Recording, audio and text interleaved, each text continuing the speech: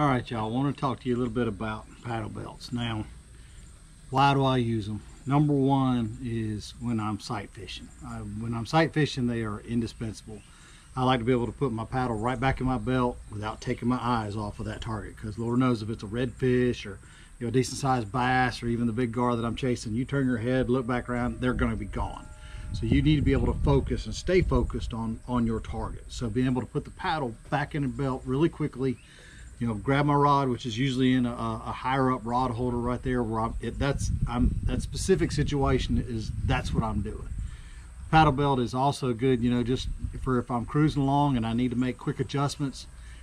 I prefer it when I'm standing, because I can pop it back in my belt, I can make my adjustment, go back to fishing, not have to worry about, is my paddle going to roll off, or am I going to get it down into the paddle holder, or or any of that kind of stuff, or where my paddle, if your paddle is sticking side to side of the boat, it's going to catch on things. If it's lengthwise of the boat, that's fine, but unless I'm using my double header, I have a hard time popping one in and making it stay where it's going to, and then I still got to bend down to do it. So having the paddle belt really helps me as I fish. Now, I have had a commercially made version, and I made this one a few years ago, and this is just that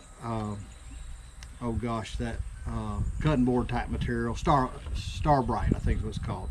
But that's what this is, and you see how it's made. It's screwed down to the surface.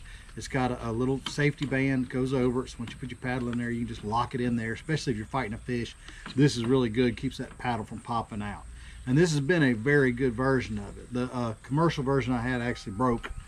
So this was my spare, and I used this one a whole lot. Well, when Yak Attack came out with the padlock version, I really liked the way that this looked. So I decided to go ahead and go out all high tech and make me a new one.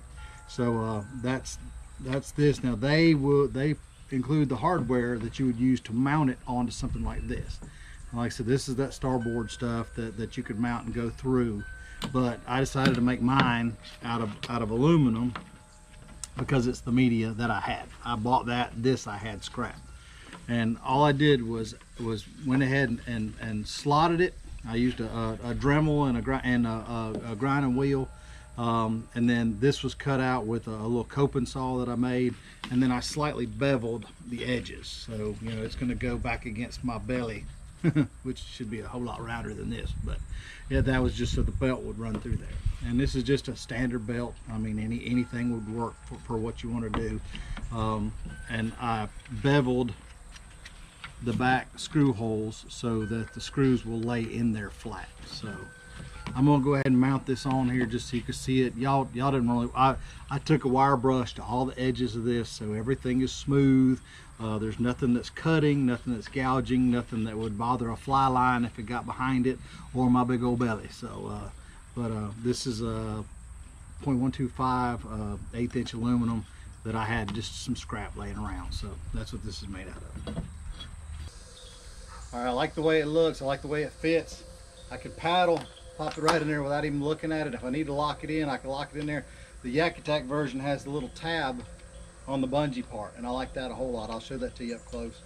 But I mean, that's exactly how this works. I mean, I could throw a cast net, I could shoot a bow. There's a lot of stuff that I can do with this without having to worry about now my paddle falling off, getting in the water, falling, having to go back and get it.